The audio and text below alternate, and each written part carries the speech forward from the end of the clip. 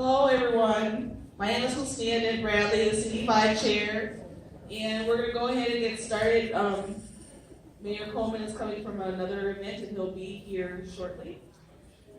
Greetings, gubernatorial candidates. Thank you for announcing that you wish to represent the people of Minnesota as our next governor. The fifth.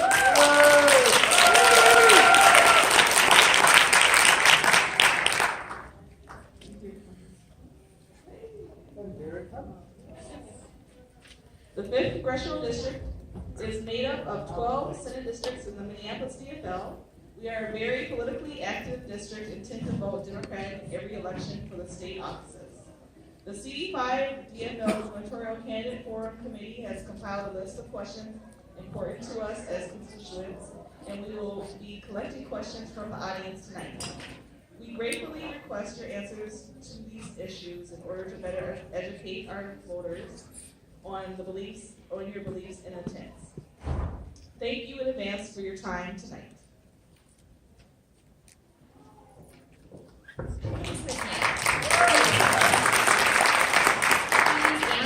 And I'll be serving as the moderator tonight. And we'll go ahead and just get started with opening statements. We drew for order that the candidates will give their opening statements, and each candidate is allowed up to 5 minutes for their opening statement, and we have a trusty timekeeper in the front row to help us keep that time in order. So the order in which the candidates will speak: first, State Auditor Rebecca Otto; second, State Representative Aaron Murphy; third, U.S. Representative Tim Walz; fourth, State Representative Tina Liebling; fifth, State Representative Paul Thiessen; and sixth, Mayor Chris Coleman. At this point, I'd like to invite Rebecca Otto to address the group. Well, good evening, everybody. Can you hear me? Yes. Oh, great, perfect. Well, I'm so happy that you're here this evening. We already had about a 3.5 hour. We had a 3.5 hour government forum this morning. So we are fresh and ready to go. And so happy to be with you here this evening. I'm Rebecca Otto, the state auditor. I announced I was running for governor in January. I've had the honor and pleasure of serving you for almost 12 years as a state auditor. I was the first woman Democrat to ever be elected to that office, and I'm the only Democrat to ever be re-elected to that office. It's been held by the Republicans the majority of its history. This office is so extraordinarily important to make sure that we have good government in the state of Minnesota. And I think sometimes we take it for granted. But we want to make sure that when government collects our money, that they're going to the places it's supposed to. And we want our government to be accountable and transparent and do the very best it can on behalf of its people. And we do a pretty darn good job in Minnesota, and that should make us very proud. So I'm running for governor, and when I announced in January, rather than launching a speaking tour, I launched a listening tour. Because I wanted to understand from my fellow Minnesotans statewide what their collective hopes and dreams were, as well as their concerns and struggles. And I got a pretty good handle on it. And from those conversations, and I had some Republicans come as well. There was one, and all he wanted to talk about was getting to a single-payer healthcare system. He said, we can't keep doing what we're doing. We must get to a single-payer system. So, I know, isn't that great? We're at a watershed moment, my friends. So I created this agenda called Renew Minnesota, and it's a statewide vision. And I've released 3 pieces to it. And it's the most progressive agenda out there. I'm the only one that's released solid plans with numbers behind them. They're on my website, RebeccaOtto.com.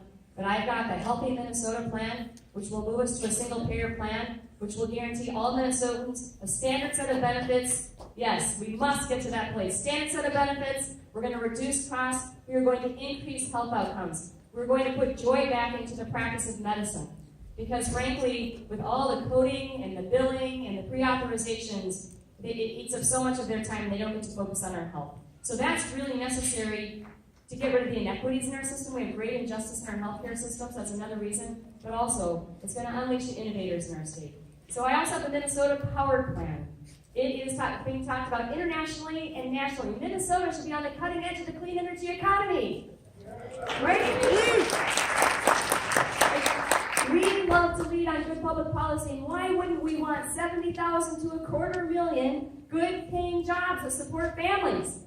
So my plan requires Minnesota workers, and it is in the clean energy economy. We're going to place a price on carbon, and we're going to take that revenue. It's not a tax, it's a price. We're going to send it to you in the form of quarterly dividend checks. We're going to take another piece of that revenue. We're going to allow for you to have clean energy refundable tax credits. If you live in a home and you want to get a heat pump to reduce your energy costs, you can do that and save 30% with those tax credits. If you were in a position to put up solar panels, you can save 30% off of that. If you drive a car, you can get a used or new electric vehicle and get 30% off of that. Let's say you're a renter. Many of our fellow Minnesotans are renters, and over half of them right now are spending more than a third of their income on rent. They are cost burdened. That means one paycheck away from losing a roof over their head. I'm going to empower landlords to be able to access these tax credits so that we can reduce the utility bills for our friends who are renting. So my plan is real, my 15-5-2 plan. $15 an hour phased in over 5 years, because if you work 40 hours a week, you should be able to come close to supporting yourself. So that's 1.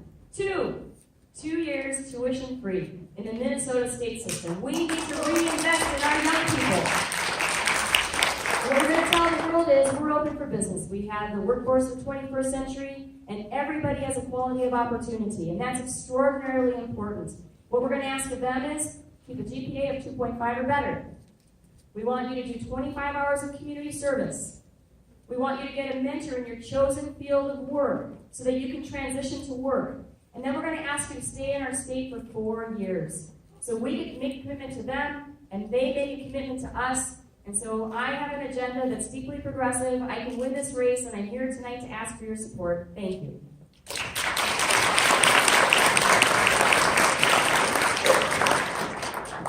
Okay, next, State Representative Karen Murphy. Thank you. And good evening, everybody. How are you? It is awesome that we are here together on a Friday night. I am Karen Murphy. I am a registered nurse and a teacher. I am a mom and a state legislator, and I'm running for governor. And I am running for governor because I believe in a kind of politics that improves people's lives. And when we do that together, we can build a bright future for everybody in the state of Minnesota. I want to do that with you. I grew up in a family that loves politics, and to this day, I do too. When I go to my grandma's house, my big Irish Catholic family would hang out in my grandma's kitchen. The adults would play cards. All my cousins would go run and play. But I stayed inside with the adults and I mixed their drinks. Brandy water, whiskey water, and I could pour a beer. They played euchre, and I pulled up a stool and I listened to them talk about politics. And they taught me about the kind of politics that is about us and about our future. And they taught me to stand up and fight for that. I chose nursing because I care about people, and I'm in politics for the very same reason. I was a surgical nurse at the University of Minnesota, but I left the practice of nursing and for 14 years worked for the Minnesota Nurses Association as an organizer, as a lobbyist, and as their executive director. And in 2004, my mom Kathleen, she decided she was finally going to engage in politics. She had very fierce and strong views, but she was the introvert to my extrovert. She did not like to door knock or phone call. I do. She did not. But she decided she was fed up with the war in the Middle East, so she decided to engage. She door knocked for John Kerry in Janesville, Wisconsin. I went to the same high school as Paul Ryan, and we're going to show him the business when I get elected governor. That's right. So at the end of that election, you'll remember we lost. My mom found out she had lung cancer. She was a smoker, so was my dad. My dad grew tobacco on the farm where they grew up. She spent the next 11 months fighting, and I spent that next 11 months going back home to Janesville and taking care of my mom along with my brothers and my sister, and they had really good coverage. My dad had built cars for a living in GM, at the GM plant in Janesville. My mom, when I was old enough to take care of my siblings, she went back to work at the grocery store behind our house, at the canning factory where they canned corn, and she cleaned houses for a living. I did that with her. They had very good coverage, employer-based coverage and Medicare, and they still had to fight with the insurance company to get the treatment that she needed, and it pissed me off. And so I ran for office, and I ran for office, I ran for the House, and people didn't expect that I could win because I was in a very crowded race, and I got in kind of late. And I wasn't a very good candidate in the beginning, but what I learned when I started door knocking in December, when the sun was going down very early at night, is behind every door is a story, and Minnesotans want to share what they're thinking about, what they're worried about, and what they hope for. And Minnesotans taught me so much in that very first race, and I have continued door knocking all over the state of Minnesota. I don't know that there's anybody who spent more time on the ground in our competitive districts across the state of Minnesota than I have. And I have learned what I need to know to be the next governor of the state of Minnesota. I want to build a bright future for the people of Minnesota. That includes good good public schools for our kids, healthcare, single-payer healthcare that we can count on, and jobs to support ourselves and our families. But it's time for us to dig into tough issues, right? The tough ones that we can solve when we come together in our politics. Let's make sure that we're building the renewable energy economy of our future. Let us tackle the racial disparities that are holding people back in the state of Minnesota. It's time, thank you, it is time for us to take on gun violence and shove the NRA outside of the Capitol and put Minnesotans back in the country again where we can make policies for ourselves. Let's recognize that we've got issues with sexual harassment in workplaces, in college campuses, in churches, and the state capitol, and we can tackle that too. The tools of our democracy are under attack. We know that. Our ability to collectively bargain and organize is under attack. Our access to the ballot box, every Republican in this race supports voter ID. That's voter suppression. The tools of our democracy are under attack.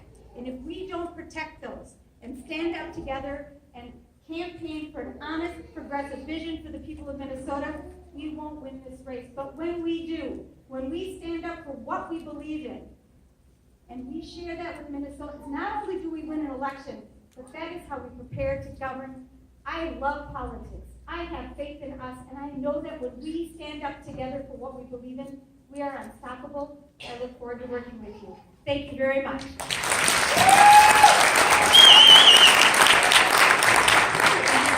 Representative Tim Walz. Thank you. Well, thank you everyone for being here tonight. After the week we've all been through, the sense of community that's in this room, and maybe the antidote to that is about if we worry about the future, then it's up to us to create the future we want to see. So you being here is incredibly heartwarming to me. I'm Tim Walz. I'm a public school teacher from Mankato. I taught global geography at Mankato West. My wife's an educator in the Mankato district.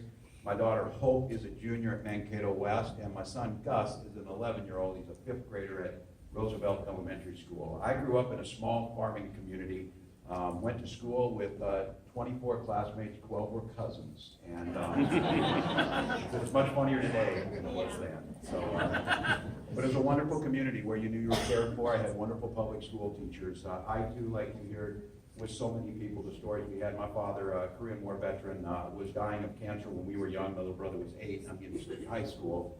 And I watched what happens as the medical bills piled up. I watched after he died, my mom had to go back to work. But I also watched and wondered and didn't know, and people said, how'd you become a Democrat? I didn't come to the Democrats came to me. They came to me with Social Security survivor benefits and made sure my mom could take care of my little brother and make that happen. My dad, before he died, took me down the day after I turned 17 and I joined the Army. I ended up spending the next 24 years in the Army National Guard. Retired before I ran for Congress as a command sergeant major. Thank you. I also supervised the high school lunchroom for 20 years, which I'm equally proud of. It took as much work, but and I have the privilege of being the highest ranking enlisted soldier currently that has ever served in the history of this country in Congress, and I'm the Democrats' ranking member on that. But it was those life lessons. I got my opportunity then through the GI Bill and through good investments like so many of you, investing in our people, investing in good public schools, investing so you could get an education without carrying a debt. And then I had the opportunity where I could choose to where I wanted to go and pursue my teaching career. And I went out to the Wolf Creek Elementary on the Pine Ridge Reservation. And I taught out there, taught 4th grade in Pine Ridge. Got the opportunity to go to teach in the People's Republic of China as the first group of American high school teachers.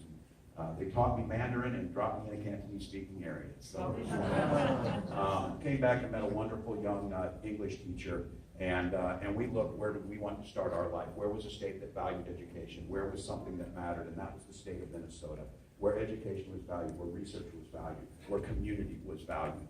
And I got deployed with my Guardian in 03 and 04, and I came back from that, like so many of you, incredibly frustrated. I remember saying, these Bush years, it can never be worse than this. It'll never be worse than this. And my wife said, you could write a letter to the editor. I did. I did what so many of us came to the realization. I thought we had fought the fights on women's rights, on civil rights, on the ability to get a good quality education. But all of us in this room know, every generation is called to refight those fights. So I ran for Congress in the 1st district, where one Democrat in 125 years had won. And I ran on the idea that people cared about basic things like earning or making a decent wage, having a secure retirement. And the idea that a woman would not have her own right to make healthcare decisions was absurd. And you can say that in any part of this state and win. And the idea of people not trusting, and I said this, the idea of moving a clean energy economy, it's not just about the existential threat to the planet, it's good economy. I tell people in southern Minnesota, why spend $1 billion to countries that hate us? They'll hate us for free and we can create jobs in southern Minnesota. We don't need to do that. So I'm running for governor because what I know is, it's not for the lack of Democrats having a good message. It's not for the lack of us knowing what can fix things. It's not for us not knowing that that abomination of a tax bill in D.C. is going to have generational, catastrophic consequences on the things that we care about. The state of Minnesota knows better. Your neighbors know better. And I'm running for governor because I believe I can take that progressive message that I've done into every single Legion Hall from Sleepy Eye up to International Falls. And we can do it in a manner that builds coalitions that I'm proud I've had the support of the corn growers in southern Minnesota. I've also been endorsed by the Sierra Club. You can build solutions that work. We can tackle the issues that are most pressing if we make sure and we understand. It's not about preaching to the choir. Trust me, the choir needs to sing loudly. It's about making the case, not so that Democrats can win, but so that people's lives can be improved. And Minnesota can be the state we want it to be. This is our time. This is our generation. If we continue to lose elections, bad things happen. If we continue to not make our case broader and into every single congressional district, there are 9 rural Democrats left in America. I am in the second reddest district in the country, and that is hurting people that were not there. So I ask you to give me the opportunity, join on board. I know something about winning coalitions. I took an 0-36 football team to a state championship, and somebody said, what's that have to do with anything? It was a hell of a lot harder to do that than win a seat in Congress. We can do this. Thank you. Enjoy the rest of the night.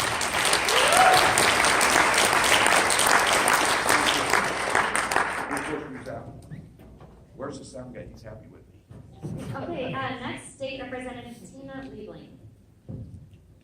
Good evening. Is this on? Yes. Okay. It's great to kind of sort of see everybody. Hope you're doing well.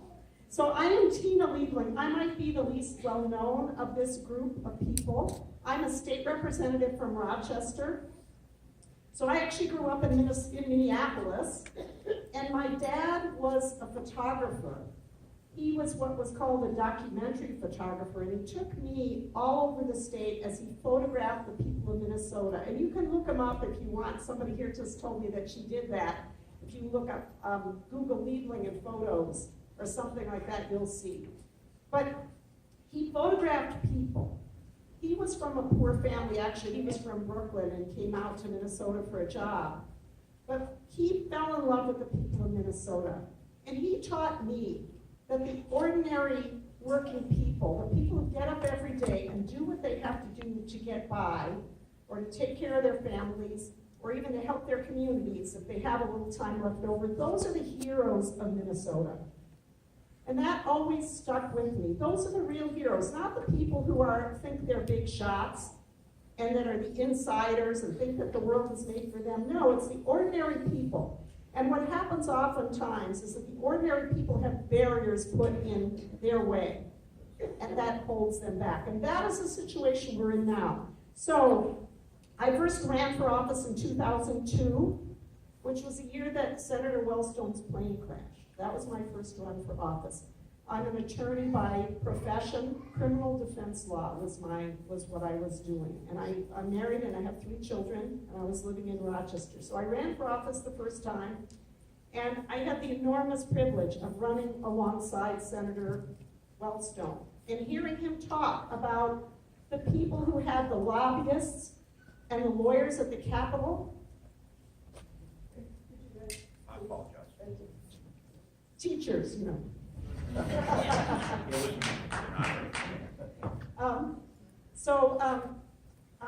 see, I kind of lost my train of thought there. Wellstone. Thank you. Yeah, we could all give each other speeches, I think. He's helping me out here. So, Senator Wellstone was always about the people who didn't have the lawyers and the lobbyists. He said, they have those people, they don't need me, I'm here for the rest of the people. Also, he had extraordinary political courage, and that's what I modeled my political career after. So I didn't win that year. I won in 2004 when I ran the second time. Now there's a hashtag, nevertheless, she persisted. I did, and I won in 2004. And when I won that seat, I was the first Democrat ever elected on the partisan label in Rochester, even in Olmsted County, the first one ever. So I turned a red seat to blue, and I did it as a bold progressive, and I've never apologized for being a bold progressive. I've always been for single-payer health care, real single-payer health care, where you don't have an insurance company between you and your doctor. Yeah, and that's what we need in this state. I've been fighting for that for a very long time. I've always supported a good education, and I have a plan also, and now I'm glad to see that some of my colleagues are also supporting this, but to have 2 years of tuition-free college or technical school in Minnesota. For reasons I just heard, that will be a tremendous boost, because what's happening now in our economy? I was a supporter of Bernie Sanders. I'm the only one of the 6 who supported Bernie. And the reason I did that is not because we're both Jewish or I liked his hairstyle. It was because he was talking about the real issues that were affecting people, what's going on in the economy, the fact that the 1% is getting it all. And now with this tax bill in Congress, we see they will stop at nothing.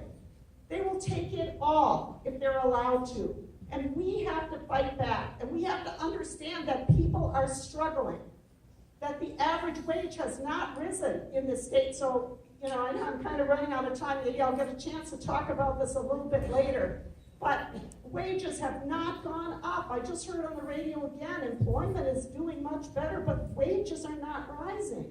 So I think we need to raise the minimum wage. Yeah, but not in 5 years, now. We can't go out and tell people we'll give you a raise in 5 years, or we'll get you a living wage in 5 years. We need to tell them we want to get to that living wage now, because people cannot make it. So I'm running because that's the situation we're in. I think we need to be bold if we're going to win this race. We have to fight for the things we believe in, compromise if we have to, but not before we fight. And that's why I decided to get into this race. Because we need to be bold, we need to be progressive, and I'm a bold progressive. Dina Liebling, thank you.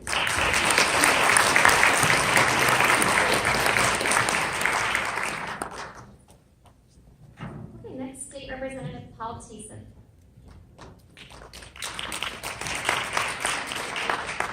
Good evening. Welcome to Minneapolis.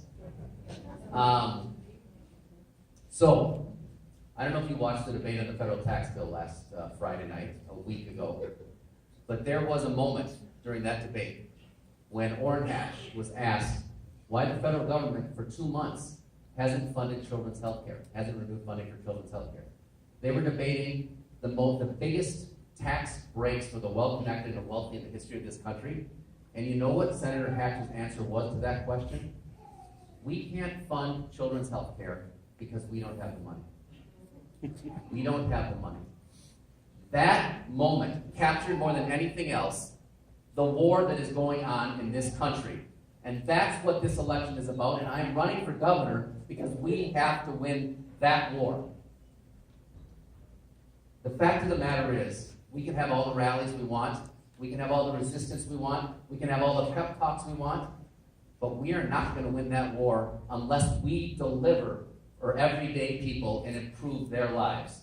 And that's what I know how to do, and that's why I'm running for governor. If you look at my record over my 15 years... So about federal candidate, thing has happened so far. As always, voting in full once I'm gonna stop again and